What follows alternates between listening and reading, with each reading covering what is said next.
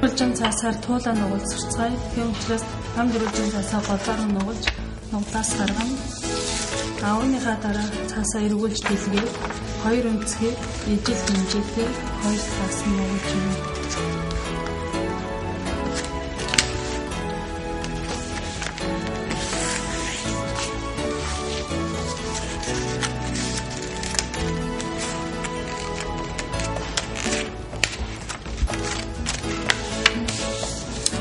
Дараа үлдсэн өнцгөө дотгош нь нугдаа.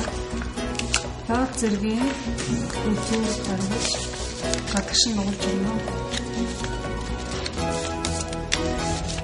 Нугдаасаа гүйцэний дараа голоор нь нугалж өгөөд өдөр хэсгээс доод зэргийн хайчлаа.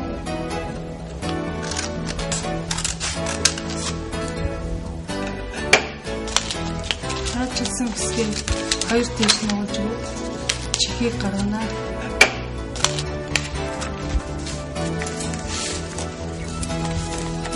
Ингээд туулаа бэлэн боллоо. Үүний дараа үзэг буюу харандаагаар туулааныхаа нүдийг хийж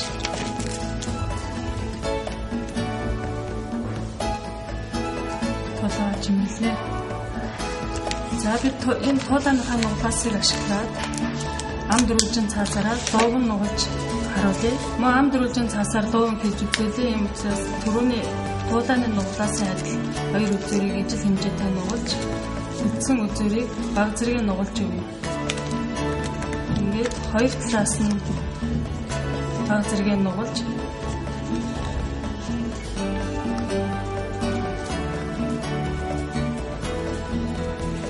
бидний хийсэн дууган бэлэн болно.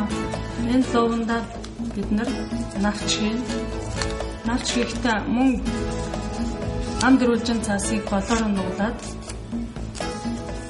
баг зэрэг ташуу нуглаас үүсгэн дуугангийн навчийг бэлэн болгоно. Мөн хамгийн сүүлд үзэг буюу харандаагаар дуугангаа чимэглээд бидний хийх дууган бэлэн болно.